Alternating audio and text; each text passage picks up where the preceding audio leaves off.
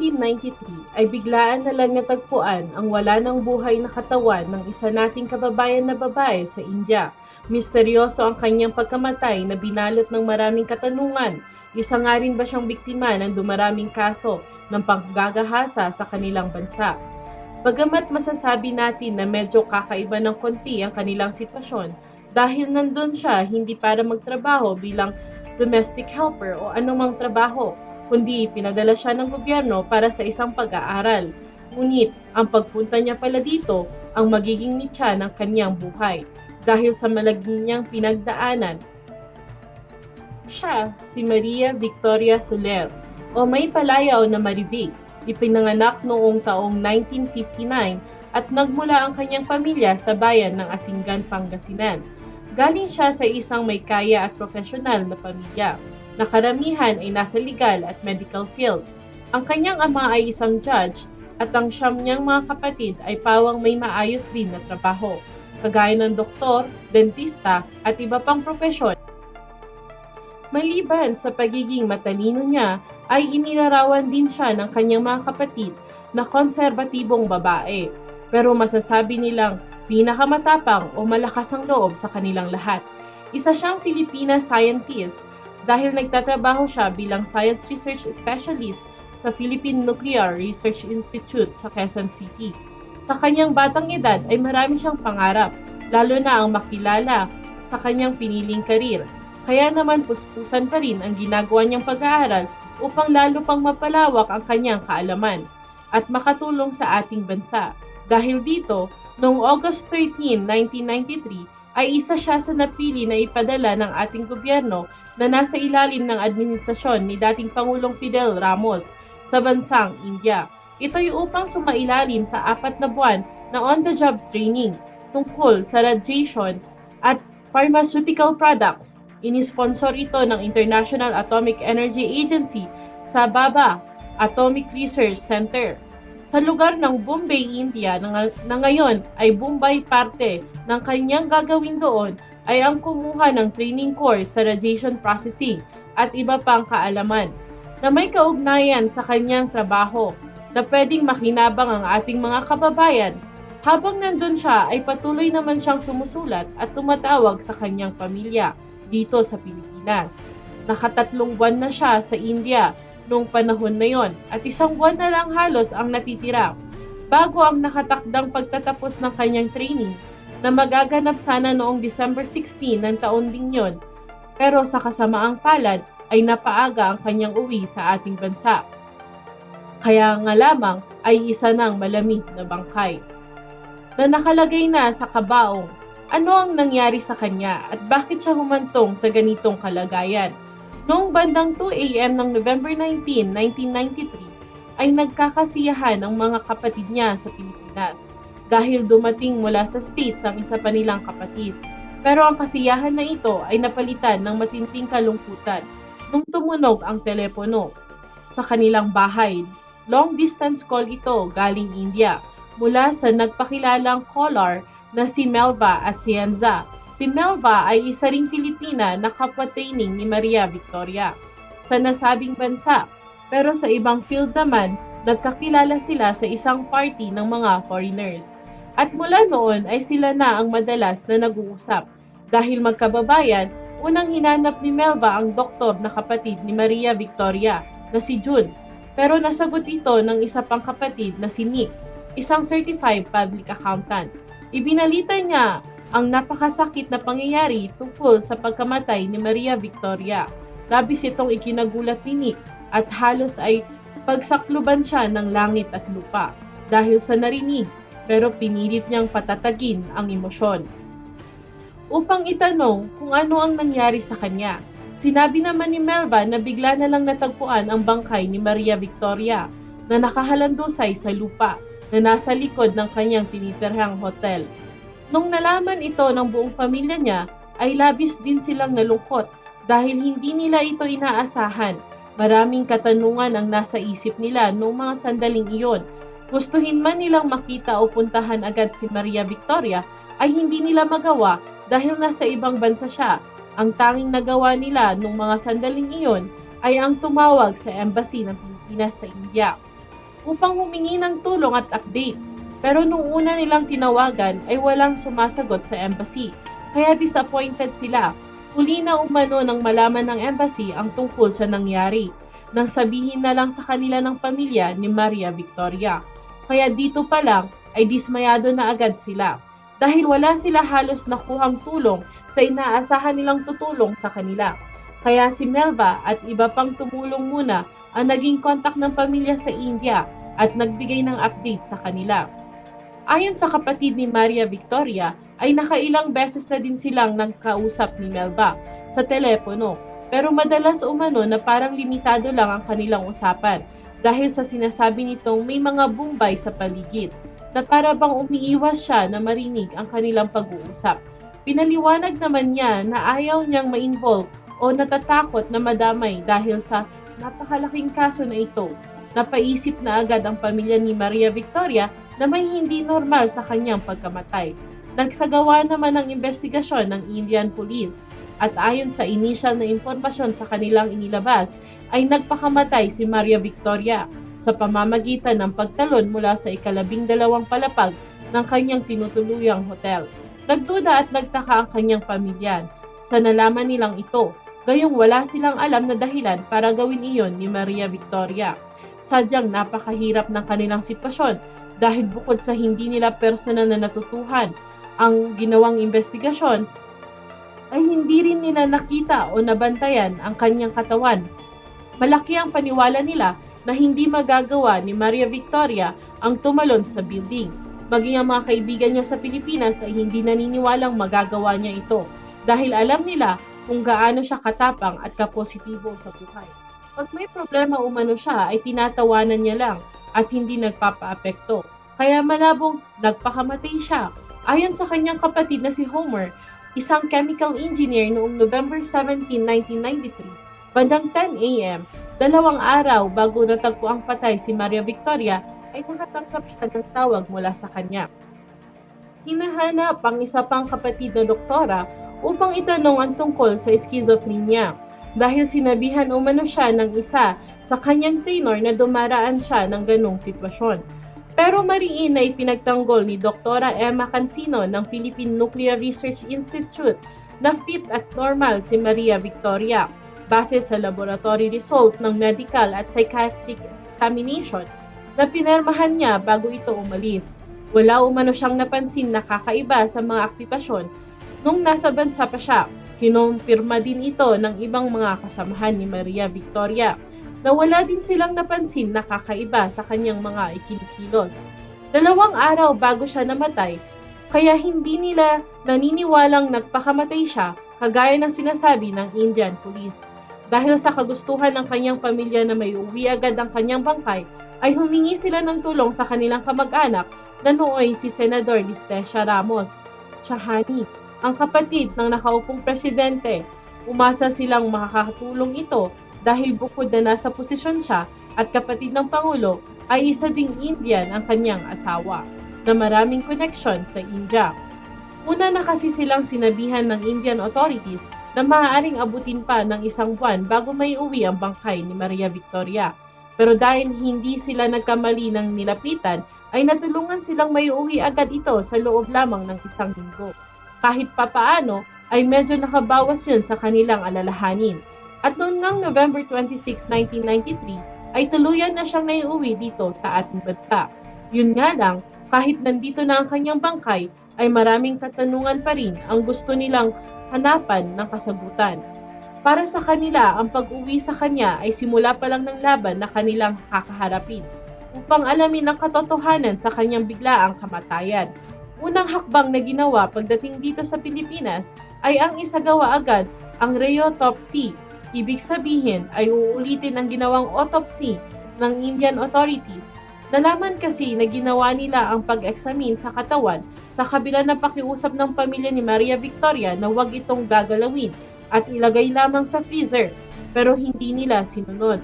Kaya pag-uwi niya rito ay hindi nabuo ang kanyang katawan, lalo na ang kanyang mga organs. Nag-request sila sa Indian Embassy na magpadala ng representative para sa gagawing re-autopsy. Pero sinabihan sila na hindi pwedeng magpadala kaya walang nakarating mula sa Indian authorities. Nung ginawa ang autopsy dito, nung buksan ng NBI ang kabaong ni Maria Victoria bago isagawa ang re-autopsy, habang nakatingin ang kapatid na si June, ay nagduda na agad sila sa resulta ng investigasyon ng India dahil iba ang nakita nila base sa itsura ng kanyang katawan. Una, silang nadismaya na hindi man lang nabihisa ng maayos si Maria Victoria. Dahil ang suot niya ay ang kanyang pampahay at pantulog lamang. Pero mas ikinagulat nila ang mga pasa at sugat na nakita sa buong katawan niya. Ayon pa kay June, halos wala ng balat ang likod niya dahil kita na ang laman nito nung suriin na ng NBI. Ang kanyang katawan ay napansin nila ang presensya ng mga basag at kontusyon sa kanyang ulo na hindi umano makukuha sa pagkahulog kundi sa paraan na pinalo ng maraming beses. Indikasyon na siya ay binugbog muna dahil kung injury umano ang mga ito mula sa pagkahulog ay dapat nasa isang lokasyon lamang at hindi sa palibot ng kanyang ulo. At katawan ng kanilang buksan ang pagkahati nito ay mas lalo pa silang nagulat sa natuklasan dahil maraming organs niya ang nawawala gaya ng kanyang uterus, right kidney, pancreas, spleen at stomach. Ang worst pa ay hinati-hati pa ang ibang natitirang internal organs niya. Isang malinaw na palatandaan na sinadya nilang gawin yon para itago ang mga ebidensya na maaaring makita sa loob ng kanyang katawan. Lalo pang ikinadismaya ng kanyang kapatid na si June ang pagkuha ng kanyang uterus dahil doon umano pwedeng makita ang similya na magpapatunay na ginahasa siya. Gayon din ang stomach na inalis din ay doon sana malalaman kung ano ang pinakain sa kanya o kinain niya bago siya namatay. Ito ang mga palatandaan na ito, umano ang magsasabi na mayroong foul play na nangyari at may itinatago ang Indian government. Lalo pang tumindi ang hinala nila na ginahasa si Maria Victoria nang ipadala ng India ang result ng autopsy nila. Matapos ang isang buwan, sa unang description ay nakalagay dito na wala ng saplot sa katawan si Maria Victoria. Nung matagpuan, pangalawa ay lumabas din sa resulta nila ang nakitang pangatlo ay nakasaad din dito na may nakita silang white material discharge sa kanya, pati mga mucous materials na andon din. Isa pang nakakabahala ay nakakagalit dahil nakalagay umano sa report nila na intact pa ang kanyang utak. Pero nung sinuri ng NBI ay hindi na ibalik ng Indian examiner, bagkos ay pinalitan na nila ng basahan. May mga ibang part din ng kanyang utak ang nasa loob na ng kanyang tiyan at pinira-piraso na parang bopis. Sa umano, kinasyon din nila ang pagkawala ng kanyang kidney na maaaring na-transplant na sa iba. Mayroon ding nakalagay sa resulta na anti-mortem ang bugbog na nakita sa kanyang buong katawan. Ibig sabihin nito ay nakuha niya nung buhay pa siya o binugbog muna siya bago namatay. Maaaring indikasyon din na nanlaban muna si Maria Victoria. Talagang sobra din ang ginawa sa kanya na pagkatapos gawin ng isang karumal-dumal na bagay ay amoy pa ang kanyang katawan. Kwento pa ng kanyang ama ay nakatanggap sila ng sulat mula kay Maria Victoria nung nabubuhay pa siya. Sinabi niya rito na nakaalitan umano niya ang kanyang trainer na si Dr. J. Sharma. Una nilang alitan ay tungkol sa pagkain dahil minsay ay nasabi ni Maria Victoria na hindi niya makain ng ibang pagkain ng Indian.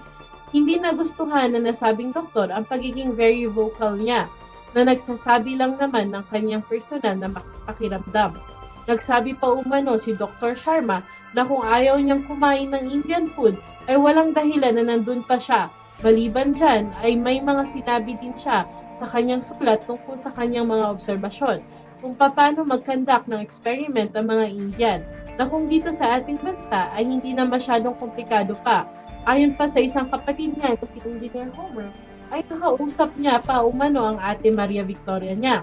Sa telepono, 2 araw bago siya natagpuang patay. Ikwento niya na may pagnanasa umano sa kanya ang isa sa kanyang trainer. Hinawakan daw ang kanyang dibdib pero dahil kilala ni Homer ang kanyang ate na isang conservative, ay sinagot nito na baka nasagi lang ng nasabing trainer. Kiit ni Maria Victoria na sinadya talaga umanong hawakan. Hindi naman niya sinabi sa kapatid ang pangalan ng trainer. Dahil marami silang kasama na nabanggit na si Dr. Sharma, pero nasa kanila na lang. Pati ang kanyang kaibigan na si Jocelyn Sanchez ay nagulat din dahil ang huling pagkakaalam niya ay pauwi na nga si Maria Victoria base sa sulat na kanya ring natanggap mula sa kanya. Ilang araw umano bago siya namatay, nakasaad pa dito na magluluto siya ng Indian dish para sa kanila pagdating niya at magkakaroon sila ng reunion. Pero hindi na ito nangyari pa dahil sa hindi niya akalain na gano'n ang sasapitin ng kaibigan niya. Maging ang kanyang nani na nagpalaki sa kanya ay labis na nasaktan dahil sa brutal na sinapit ng kanyang alaga na si Maria Victoria. Bukod sa kanyang pinagdaanan ay pinagnakawan din siya dahil nawawala ang diamond ring na kanyang suot na makikita sa ilang larawan. Nasinend sa kapatid, maliban pa dyan ay iba pang gamit at pera. Wala na rin pero mayroon pa umanong mahalagang bagay na nawala o hindi na nakita ayon sa kapatid na si June. Ito ang dinedevelop niyang microorganism na natutunaw sa plastic at ang 3 antibiotic na gagamot sa TB na mabibili lang sa murang halaga. Sa mga mahalagang gamit niyang nawala ay mga underwear at sanitary napkin na lang umano ang nakabalik sa kanila. Gayunpaman, sa kabila ng mga disappointments nilang ito, ay nagpapasalamat sila dahil sa malaking tulong na ginawa ng NBI. Sinuportahan ang kanilang resulta na talagang may nangyaring krimen at pang-aabuso kay Maria Victoria. Tinatigan din ito ng Department of Justice base sa mga inipresentang ebidensya at mga nawawalang parte ng katawan, tsaka mga gamit. Pero dahil limitado lamang ang kanilang magagawa, ay iminungkahi din nila na dapat nang makialam ang Department of Foreign Affairs o mutual investigation sa pagitan ng Pilipinas at India. Nang sa ganon ay mas matutukan pa ng husto ang kaso. Ngunit yan ang isa pang malaking katanungan sa kanila nung panahon na yon. Handa bang administrasyon na tulungan sila para makamit ang hustisya? Ayon pa kay Dr. June Solier, na dapat din umanong may mamagitan sa isang NGO, mga media people ng ating bansa o maging ang international press para mas makita ang nangyari at mapansin ang paghingi nila ng hustisya. Ginawa nila ang payo na ito kaya lumapit sila sa DFA. Maraming beses umanong nagtangka si Dr. June na kausapin ng DFA Secretary noon pero tinanggihan siya at hindi hinarap. Tanging ang kanyang undersecretary lamang ang humarap sa kanila. Dito na rin sila kinausap ng Noy Vice Governor ng Pangasinan na si Ranjit Sahani na nagsabi sa kanya na magkakaroon daw ng Interagency Committee. Si Ranjit Sahani ay panganay na anak ni Senator Leticia Ramos Sahani at pamangkin ni dating Pangulong Fidel Ramos. Ipinatawag niya ang representative o mga undersecretaries ng DOJ, NBI, DOH at TNRA para umano tutukan ang kaso. Pero sinabihan sila ng nasabing committee na huwag ipaalam sa media para daw masolve ang kaso at hindi ma-prejudice. Nangyari ang sinabi nilang ito sa gitna ng mga balita na inilalabas ng media patungkol sa pagkamatay ni Maria Victoria. Bagay naman na sinunod ng kanyang pamilya pero labis silang nadismaya dahil matapos lang ang 3 meeting ay sinabihan silang walang pondo ang gobyerno. At hindi daw pwedeng investigahan ang kaso ng kanyang kapatid dahil sobra silang disappointment dahil sa kawalang interes na ipinakita ng gobyerno noon. Sa kabila ng katotohanan na gobyerno rin ang nagpadala kay Maria Victoria sa India, kahit halos karamihan sa kanilang pamilya ay nagtatrabaho rin sa gobyerno at isang judge pa ang ama, ay baliwala lamang ito. Ang masakit na katotohanan na dinanas nila noong panahon na yon, sila na ang sumisigaw ng katarungan. At gusto nilang ilaban ang kaso ng kanilang pamilya. Pero tila dito pa lang sa ating bansa ay pinanghihinaan na sila ng loob. Gayunpaman, sa kabila ng pagsubok na ito, ay lumapit sa kanila ang grupong Gabriela upang magbigay tulong sa kanila na kahit anong paraan, isa na rito ang pagsasagawa ng rally sa Menjola upang marinig ang boses nila at ipaalam ang sinapit ni Maria Victoria. Matapos ang isinagawang rally ng Gabriela, ay itinatawag sila ng DFA para sa isang dialogue. Sa nasabing usapan ay present din ulit si Ranjit Sahani na kanilang kwenasyon kung bakit nandun. Sinabi ng DFA ang ginagawa umano hakbang ng gobyerno para sa kaso ni Maria Victoria. Katunayan ay binanggit pa nila ang nawawalang uterus niya na ipinadala ng India matapos ng 1 linggo. Pero ayon sa pamilya, nung mga oras na yon ay hindi pa nila nakuha o natanggap. Sinabi pa ng Undersecretary ng DFA na hindi nila alam kung ano ba ang hinahabol ng pamilya Soler. Pero sa sinabi ni Ranjit Sahani ay tila malinaw ang gusto nilang iparating. Sinabi niyang sinisikap ng Philippine government na mapanatili ang diplomatic relation nito sa Indian government. Ayon pa sa kanya ay nasisira na ang relasyon ng India at Pilipinas.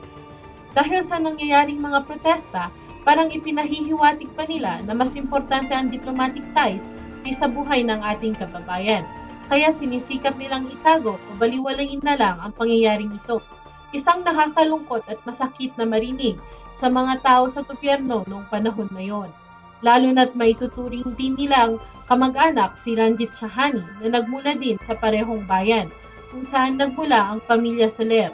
Hindi man lang sila nagpakita ng taus-pusong interes na makamit ang hustisya. Mas pinaniniwalaan pa ng DFA ang report ng Indian Police na nagpakamatay si Maria Victoria. Para sa pamilya, si Maria Victoria ay pinatay na rin ng gobyerno. Ang pag-asa nilang makamit ang hustisya, ayon pa kay Dr. Jun Soler, ay may mga organisasyon umano sa ibang bansa ang handang tumulong sa kanila. Umayad lamang ang ating gobyerno o humingi ng request, pero sa kasamaang palad ay hindi ito nangyari. Maliban dito ay nakatanggap pa umano sila ng pagbabanta, lalo nung tawagan siya ni Ranjit.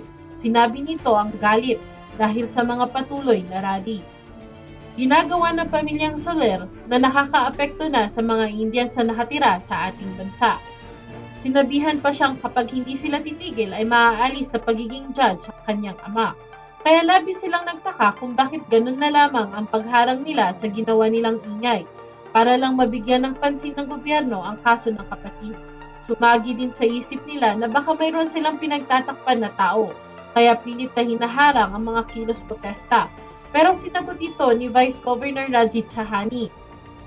Napakasakit lang sa kanila na tila nawala ng saysay ang ipinaglalaban nila, hanggang sa tuluyan na lamang nilang tinanggap ang kinahinatnan ng kasong ito, nang hindi man lang nakulong ang mga kurap at masasamang Indian scientists na posibleng may kagagawan nito kay Maria Victoria. Kaya kahit walang formal na mutual investigation na naganap dahil sa kulang na aksyon ng gobyerno, ay maraming tao ang nakiisa sa pamilya Soler at naniwala na si Maria Victoria ay walang awang ginahasa at pinatay. Ang kasong ito ay patuloy na sumasailalim sa kasalukuyang sitwasyon at panganib na kinahaharap ng ating mga kababayan na OFWs o nasa ibang bansa.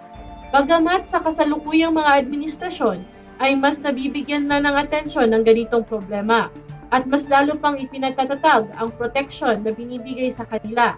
Sana nga lang ay hindi na madagdagan o magkaroon pa ulit ng isang Maria Victoria Soler.